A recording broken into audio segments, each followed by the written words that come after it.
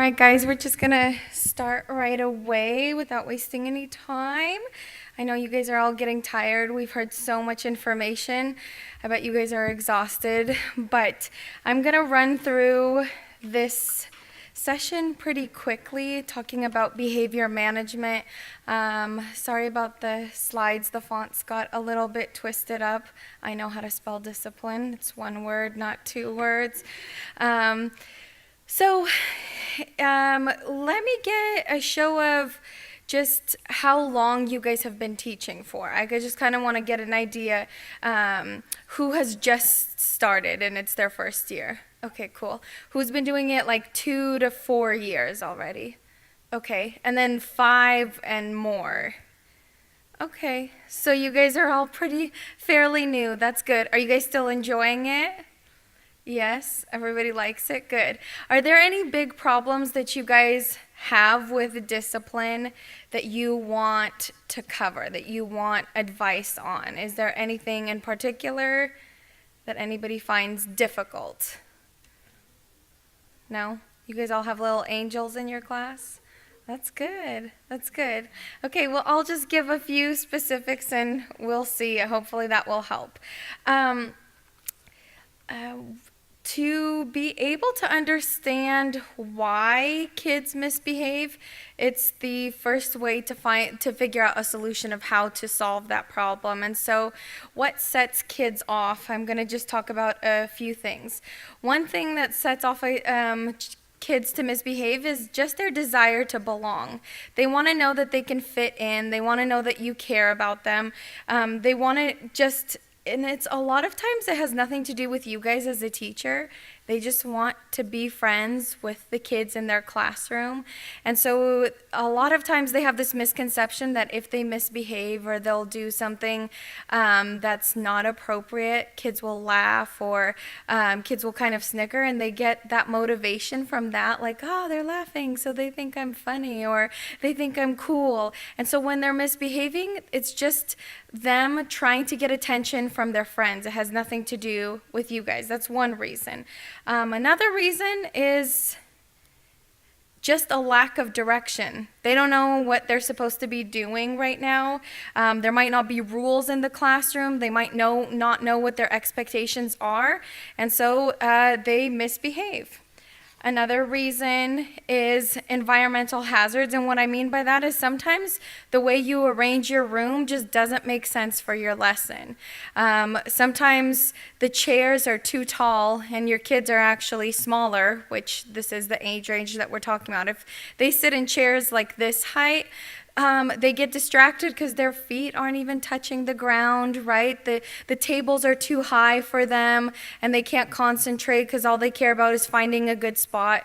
Or if there's like some soft chairs and some hard chairs and they're all misbehaving because they're trying to get to the comfortable spots rather than the uncomfortable spots. So you have to keep all of those things in mind. And then the last reason that I think kids misbehave is just because out of boredom. You might not be prepared for your lesson, or you might not have captured their attention enough, and if they're misbehaving, it's a chance for you to look at your own lesson and maybe your tone of voice. Maybe have you asked them to stand up? Have you asked them to do a different activity, or is it just the same monotone voice? You guys know when you listen to speakers or sermons, you guys know the ones that you pay attention to more as opposed to ones that talk at the same volume in the same tone. You just kind of doze off. It's just that as adults we know how to behave properly, but with kids instead they find somebody to poke or somebody to whisper to, and they start messing up the lesson. So it's a good idea to evaluate your own discipline style. So this is kind of self-reflection. I want you guys to think about how do you respond to the situations in your classroom, because the way you're able to regain control depends on what your style is. So there are teachers who are passive, and passive means you basically avoid the kids who are misbehaving. You won't say anything to them. You won't be strict. You won't follow all the rules. You're just like, okay, if I just ignore them, maybe they'll stop. And then the problem with that is that when kids see that you do not react to misbehavior, it doesn't make them stop. It makes them just continue because they know that you'll never react to it.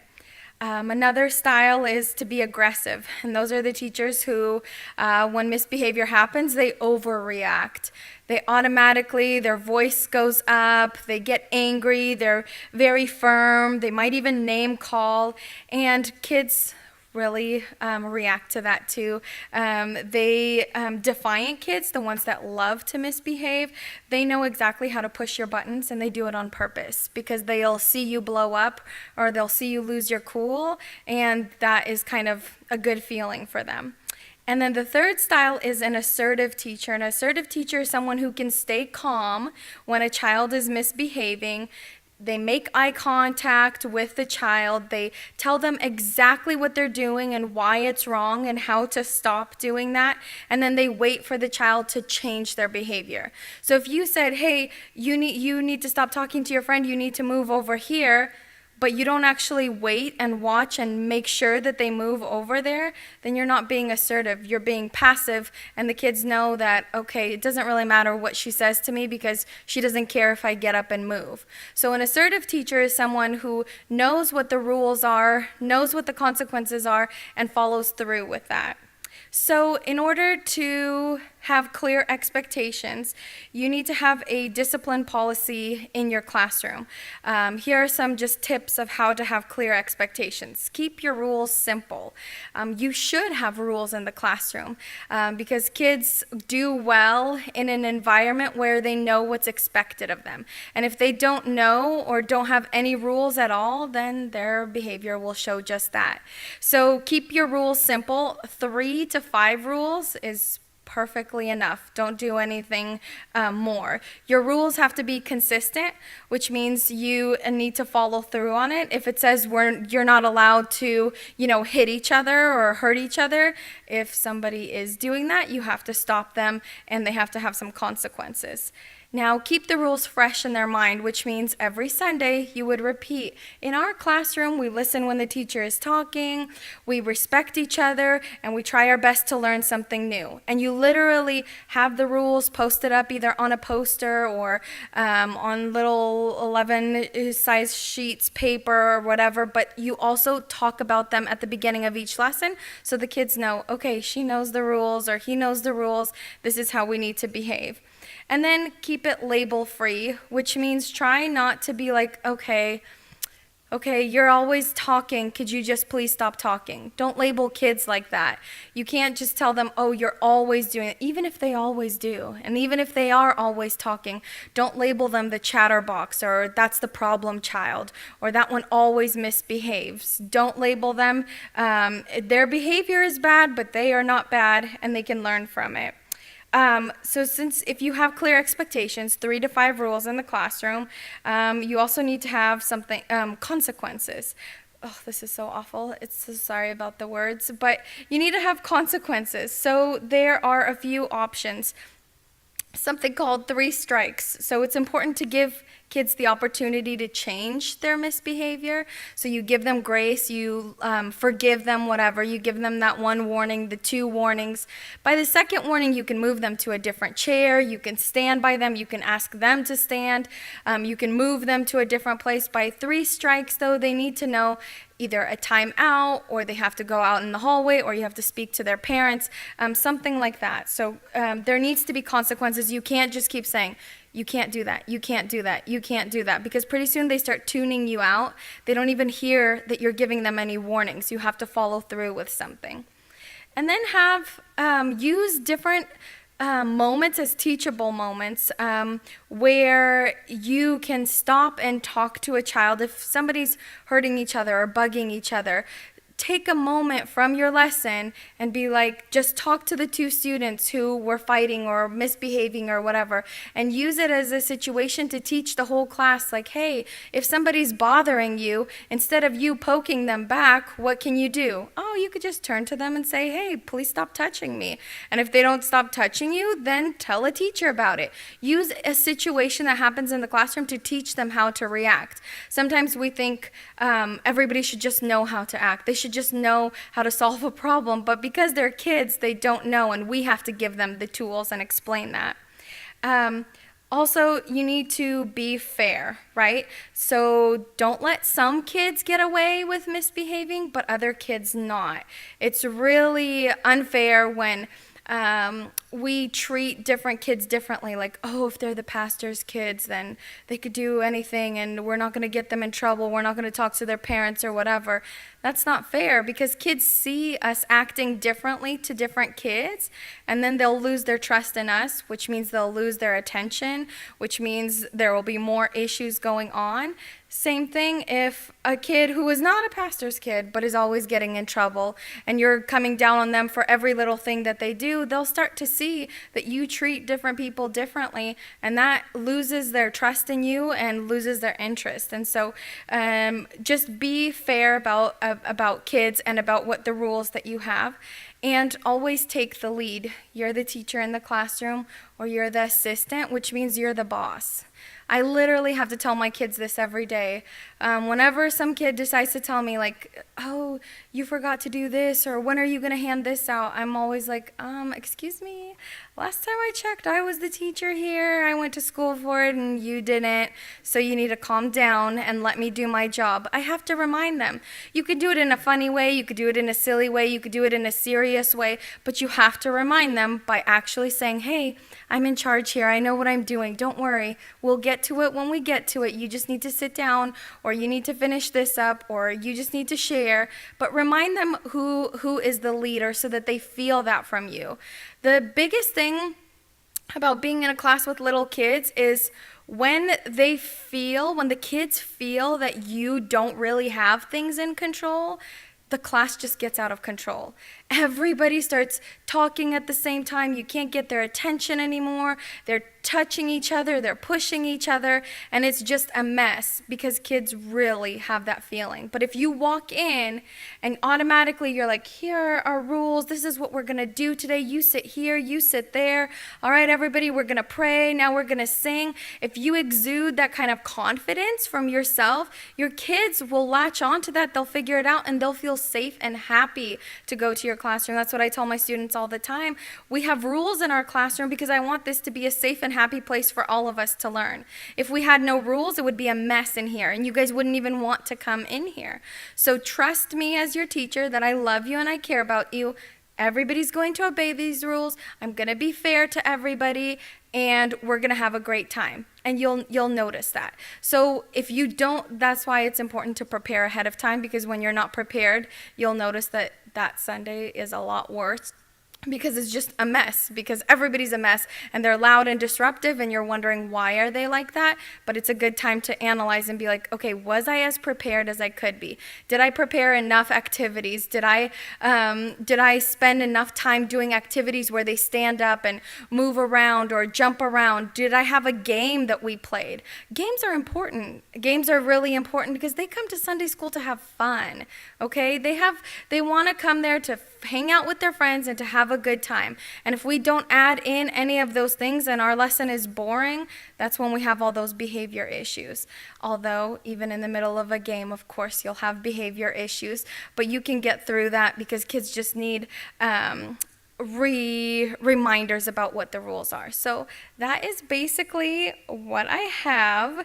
And so if you guys have any questions or comments, I would gladly take them, but it was just a short message because I know it's the afternoon and we're very tired. Does anybody have any questions or any particular moments where you're like, okay, this happens all the time and I can't handle it, or this kid does this all the time and it just annoys me so much and I don't know how to deal with it? No? That's good. Yep. And so visual aids, that's a good one. For Bible time, I just make them interact all the time. So we act out the stories, and it doesn't have to be a huge production. Or when we're doing memory verses and we're trying to remember them, I will print them off make them big size and then cut out every word, shuffle it up to every person, and they have to arrange, the word to make it. Or we'll do games where they have to jump around or move around. I Pinterest everything. I have a board, and I just, Sunday school ideas or just class ideas. Y- Yes, yeah, just follow me. You can find my name on there, Oksana Kipko. Yeah, so I have boards for that. I Pinterest a lot. And depending on what the lesson is for that week, so if it's, about Jonah, I'll be like, Jonah activities for Sunday school, or, lessons about Jonah. And because everybody who has good ideas, they put it up. They share their good ideas, so it just takes looking up. It takes a little bit of extra time, but then you can reuse those ideas year after year. So make yourself a Pinterest board, and you're like, okay, so in the fall, these are the cool ideas that I do. Around Christmas time, this is what I do. Pinterest has really helped with that because it's like a visual, collection. So yeah, that's a good idea. Any others? Okay.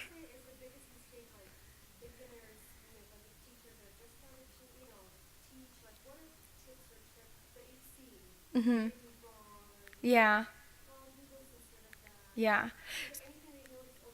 Yes. And so, thank you for asking. That's a good question. One of the biggest things is that the teacher doesn't really have control of the classroom. You guys, sometimes teachers come in and they're unsure of what they're doing. And that's what I was talking about earlier, is kids really feel that. So I tell teachers all the time, fake it. Just pretend you know everything, pretend you have everything under control, pretend that lesson was supposed to totally fail, like, oh, I knew this game was not going to work, that's okay, that's why I have this other game that we're supposed to play. So the biggest thing is like not planning enough to do during Sunday. And that's the tip that I would give, is always over plan. Come up with more activities, more songs, more of the lesson, more questions, more discussion questions than you think you really need, so that in case you have that extra time, instead of them all going wild and just making the class super loud, you have all those activities to do. I have a jar with like popsicle sticks, and I just write questions on them. And some of the questions, they don't even have anything to do with the Sunday school lesson. They're just like, what's something fun you did with your family this week? Or what, yeah, to build community, because a lot of times you're the only one as a teacher talking, and I tell teachers, like, you shouldn't be the only one talking. You should get your kids talking to each other so they can learn from each other, so they're excited to come back, because they're like, I have friends here. I know about their life. I care about them. So community building is an important thing. After like the prayer, which we start with, we always do like a circle where we go around asking a question, or just whatever question I come up with, like, if you could be any other animal, what would you be and why? And we go around the circle. It's fun. It's like an icebreaker because they're thinking about something else, but then you're getting them talking, which gets them comfortable, which then you can transition into a lesson, and they've already connected with each other, already feel a part of the lesson, and then you jump into it.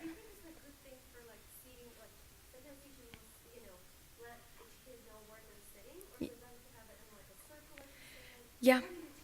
I always I always know where to put which kids. Yeah, then you have to take a chance. If they're new kids, then you put them wherever. And then as you see through the lesson, if they're having a hard time paying attention, put them closer to you. If they're doing better, sit them between two students who are not paying attention. You can definitely move kids around. You have to move them around because you want them in the best place for them to learn. And so, yeah, sometimes we're sitting on chairs. Sometimes I'm like, okay, when you listen to the story, let's come sit on the floor. And I'll sit on my knees right in front of them and teach them the story. And sometimes, we'll move back to the tables when we have to do an activity or something. Keeping them moving helps a lot. So I spend a lot of time, when I used to have my own Sunday school classroom, I spent a lot of time setting up my classroom and decorating and making it ready so that when it comes time for Sunday, the room environment helps me to have a good lesson. So I get things off of OfferUp and little, benches or little cushions like pillows, so when we sit on the floor, we just unstack them and sit on them. Just doing cute little fun things. A lamp, I put in, lamps, or I bought the ones from IKEA that hang from the ceiling. They're big and white, the Kia. And so when we're doing our Bible lesson, I'm like, oh, let's go sit in our special area. And so they know that they're spreading out in this area, making it special for them. And I know we don't get like money for it. No, the church doesn't always. Oh, they do? Okay. That's amazing. Yeah. Okay, that's amazing. If your church gives you money, then for sure. Offer up. I find deals all the time. I'm always searching for things.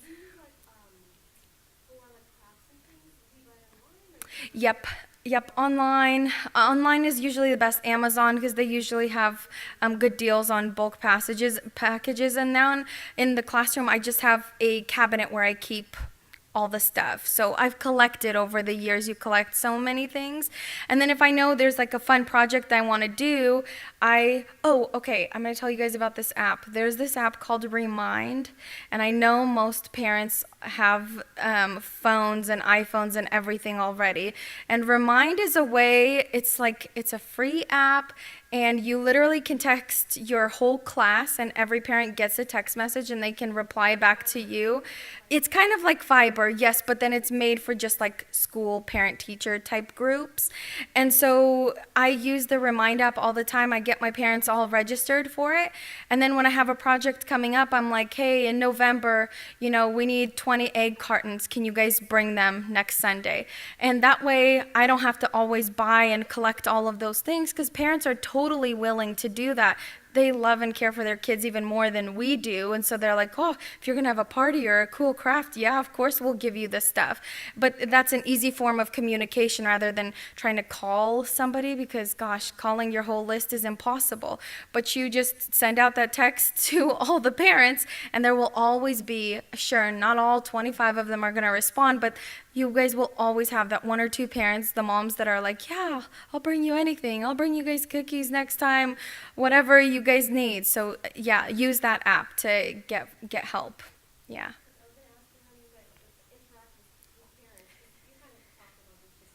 Yep. Yep, so that's what I use, the Remind app, and then you can send pictures. So then I'll take pictures during the lesson or during the Sunday school. They love seeing pictures of their kids. Otherwise, it's like they don't even know what goes on in your classroom at all. So I'll send the pictures and I'll be like, oh, they're doing great. You can send it individually to each parent or to them as a group. So that's why that app is very helpful. And the more you talk to them, the more involved that they are and the more that they care. They help with the discipline too, because they'll talk to their kids at home, but then they're more invested in like bringing you something or helping out or doing something extra. So and then when the kids are getting picked up, I usually stand at the door and I'm like, hey, he did so well today, I'm so glad he's here. Or how's your guys' puppy doing? I heard you guys got a new puppy. Just if you're involved and you remember these details, parents will care so much more, as opposed to like just go home. Yeah. Yeah, those are good questions. How long have you been teaching? Oh, okay. Yeah, you should. Yeah. Oh, okay. Mhm. It's very sad that people don't come. Yeah.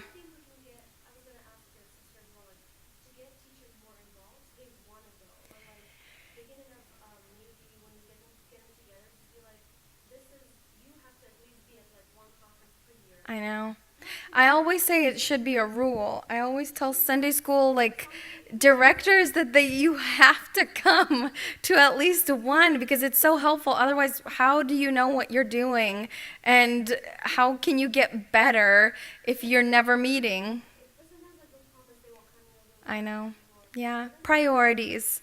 It's just priorities. Everybody has different priorities. I know.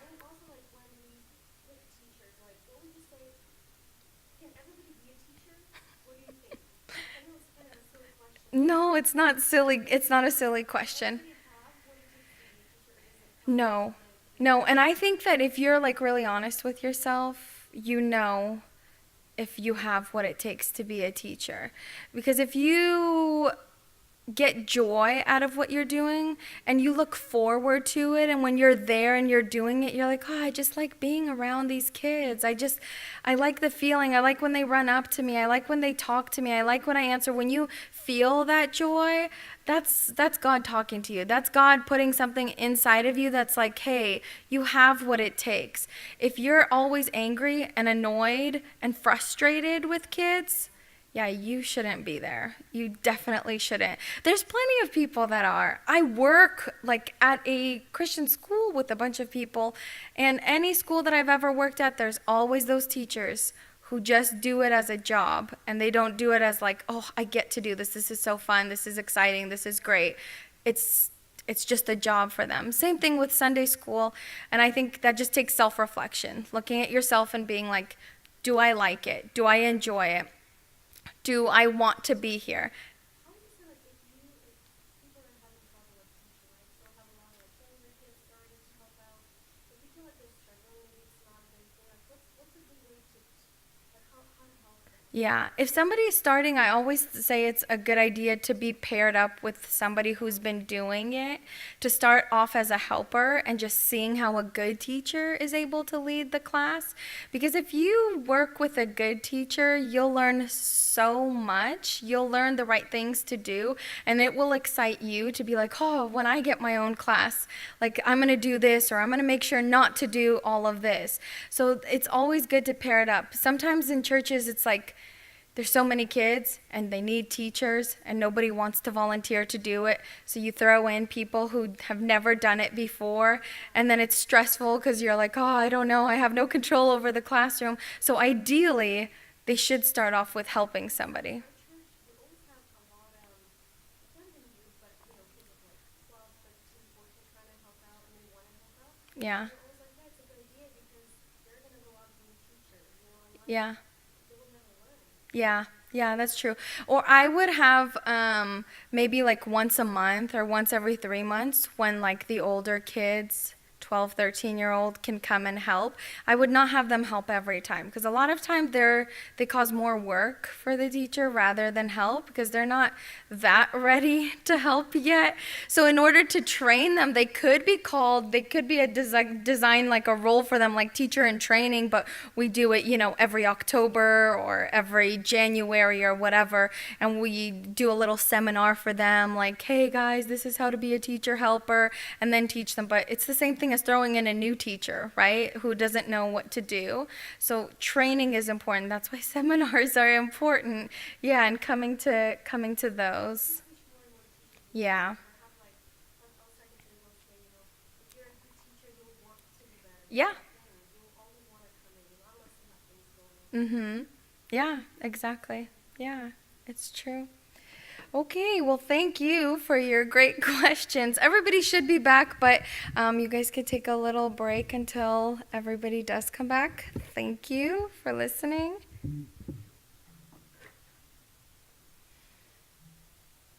Oi. Okay. I, oh, yeah, please ask me. I'll be happy to. I'll just sit down, but yes, you can.